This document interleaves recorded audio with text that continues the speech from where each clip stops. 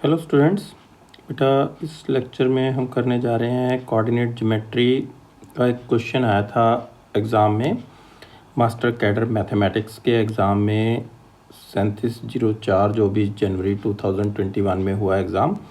उसमें एक क्वेश्चन आया था जो कि बेस था आपका rotation of axis and translation of axis के ऊपर। ठीक है, क्वेश्चन इजी था, less than a minute question solve हो सकता है। हम इस वीडियो के एंड में उसको सॉल्व करके देखेंगे, तो आपको 1 मिनट का टाइम भी नहीं लगेगा क्वेश्चन को सॉल्व करने पे। लेकिन उसमें जो कंसेप्ट्स यूज़ हो रहे हैं उन कंसेप्ट्स को समझने के लिए आपको काफ़ी मेहनत करनी पड़ेगी। अगर आपको कंसेप्ट अच्छे से क्लियर है तो आप क्वेश्चन को less than a minute solve कर सकते हो। क्वेश्चन क्या था, ये स्टेटमेंट आई थी हमें, the point 3,2 is first translated through a distance 2 units along the positive direction of y-axis and then rotated through an angle of 45 degree about the origin in the anti-clockwise direction.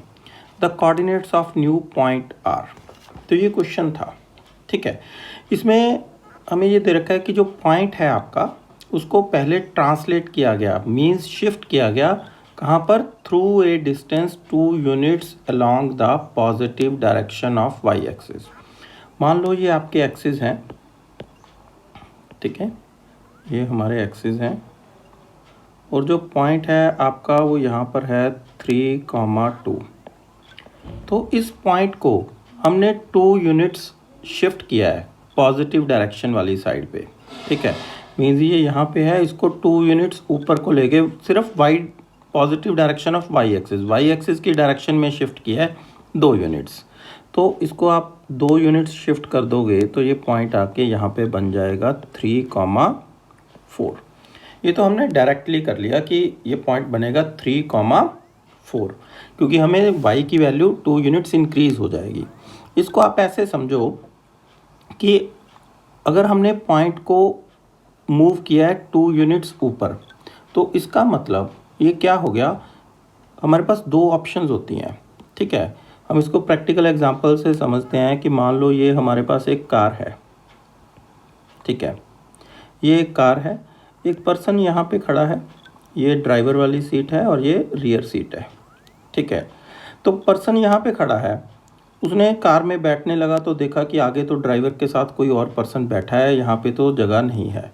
तो इसको कहाँ पे बैठना पड़ेगा, इसको बैठना पड़ेगा पीछे वाली सीट पे। तो अब 2 ऑप्शंस हैं हमारे पास। 2 ऑप्शंस कौन सी हैं, या तो ये पर्सन चल के यहाँ पे आए, बैक पर्सन इस डायरेक्शन में मूव करे, कार अपनी जगह पे खड़ी रहे, पर्सन लेफ़्ट को मूव करे तो वो यहाँ पे आ जाएगा, तो वो पीछे वाली सीट पे बैठ जाएगा। एक तो ये ऑप्शन है। दूसरी ऑप्शन क्या है कि पर्सन अपनी जगह पे खड़ा रहे और ये कार को ड्राइवर थोड़ा मूव कर ले फॉरवर्ड। ठीक है, तो क्या होगा, पर्सन अपनी जगह पे खड़ा रहेगा और जो कार है उसकी रियर सीट पर्सन के सामने आ जाएगी। ठीक है, इसका मतलब यहाँ पे ये कंसेप्ट कैसे यूज़ होगा कि या तो आप क्या करो, पॉइंट को ऊपर मूव कर दो, ओरिजिन वहीं पे रहने दो, एक्सिस वहीं पे रहने दो, या पॉइंट वहीं पे रहने दो, आप नए एक्सिस बना लो। ठीक है, नए एक्सिस आपके क्या होंगे, सिर्फ आपने y को मूव किया ना, तो नए एक्सिस आपके यहाँ से आ जाएंगे। एक्सिस को आप पॉइंट 2 यूनिट ऊपर लेना है ना, तो जैसे पर्सन ने अगर लेफ़्ट को जाना है तो उसको बैलेंस करने के लिए कार को कहाँ पे जाना पड़ेगा, राइट को। डायरेक्शन अपोजिट होती है, तो या तो हम ओरिजिन एक्सिस सेम रखें, पॉइंट को ऊपर फॉरवर्ड कर दें, या पॉइंट सेम रखें, ओरिजिन को नीचे फॉरवर्ड कर दें। तो हमारा न्यू ओरिजिन यहाँ पे चला जाएगा 0-2। तो अब ये वैल्यू आपकी क्या हो जाएगी, ये वाली वैल्यू यहाँ से लेके यहाँ तक, ये वैल्यू आपकी कितनी हो जाएगी, 2 यूनिट ये थी, 2 यूनिट ये, तो टोटल वैल्यू कितनी हो जाएगी, 4। तो नए कोऑर्डिनेट्स में इसके कोऑर्डिनेट्स क्या बनेंगे, नए एक्सिस के अकॉर्डिंग इसके कोऑर्डिनेट्स बन जाएंगे 3,4।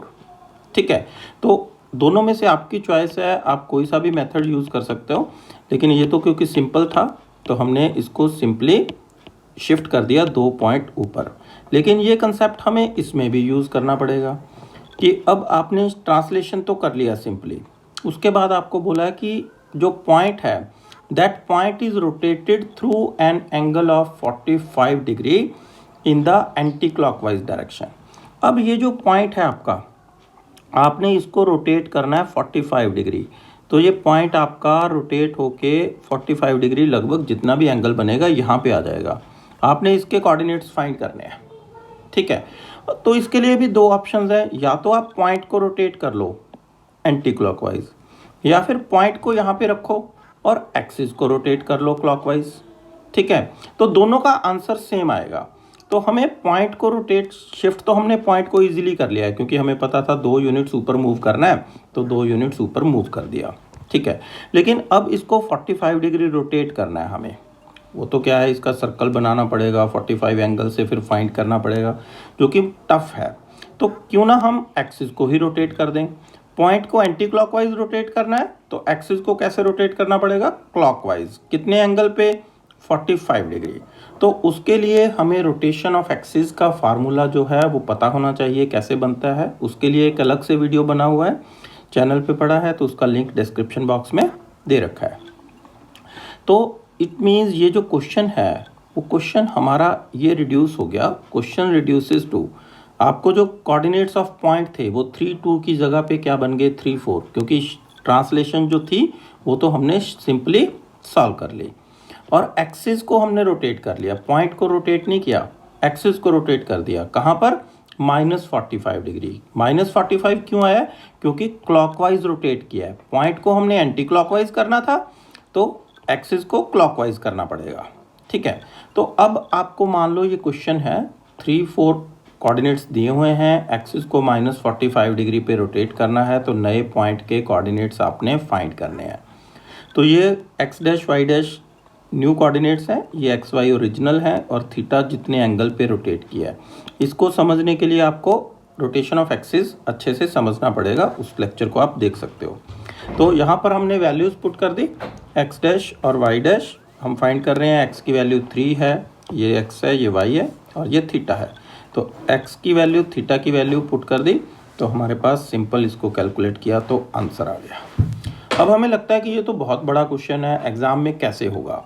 तो आप ये समझो कि अगर आप एग्ज़ाम कर रहे हो और आपको ये क्वेश्चन आ गया, तो आपको क्या क्या लिखना है एग्ज़ाम में और कैसे लिखना है कि विदिन मिनट क्वेश्चन आपका सॉल्व हो जाए, ठीक है। तो आप ये समझो कि जो भी फॉर्मूले हैं वो तो आपको आने चाहिए, वो आपको एग्ज़ाम में प्रूफ थोड़ी करने हैं, वो तो आपको आने चाहिए। तो आपने स्टेटमेंट को पढ़ा कि ये दिया हुआ है, ये 0.32 है, इसको हमने ट्रांसलेट किया 2 units above the along the positive direction.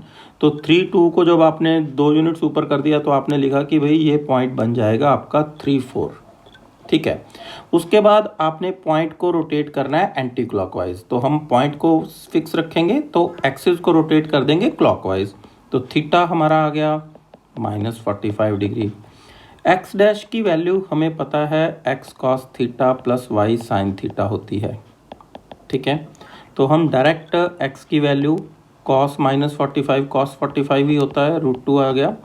Y की वैल्यू 4 और साइन -45, क्योंकि sine minus theta minus sine theta होता है, तो -1/√2 आ गया। और वाई डैश कितना आ गया, -x sine theta plus Y cos theta, ठीक है। तो x की वैल्यू पुट कर दी, और साइन -45 -1/√2 है, और y 4 है और 1/√2 है, तो 7/√2। इवन आपको अगर ये वाली टर्म्स भी पता है तो आप ये फार्मूला भी मत लिखो एग्ज़ाम में, तो आप ये भी नहीं लिखोगे, ये तो आपको पता है। आपको तो सिर्फ ये स्टेप लिखना है, ये लिखना है और ये लिखना है, और आपका आंसर आ गया जी डी, ठीक है। तो अगर आप एग्ज़ाम में क्वेश्चन कर रहे हो, ठीक है, तो वहाँ पर तो क्या है, आप इसको भी मत सॉल्व करोगे। जब आप इसको सॉल्व कर रहे हो तो हमें बहुत अटेंटिव होकर देना होता है एग्ज़ाम। जब हम इसको सॉल्व किया, हमने एक्स डैश की वैल्यू फाइंड की तो -1/√2 आई, तो बाकी 3 ऑप्शंस में तो ये सेटिस्फाई नहीं कर रही, तो हमें वाई डैश भी फाइंड नहीं करना पड़ा। तो हमें सिर्फ एक लाइन ये लिखनी पड़ी एग्ज़ाम में, एक ये लिखनी पड़ी, और हमारा क्वेश्चन सॉल्व हो गया। विदिन 25 to 30 सेकेंड्स हमने क्वेश्चन को सॉल्व कर लिया। लेकिन सॉल्व करने के लिए जो रिक्वायरमेंट है, जो बेसिक नॉलेज आपको होनी चाहिए, उसको समझने के लिए आपको अच्छे से सारा प्रिपेयर करना पड़ेगा रोटेशन ऑफ एक्सिस का टॉपिक भी और शिफ्टिंग ऑफ ओरिजिन का टॉपिक भी। तो होप सो कि क्वेश्चन आपको अच्छे से समझ में आ गया होगा। लेक्चर देखने के लिए धन्यवाद। Thank you.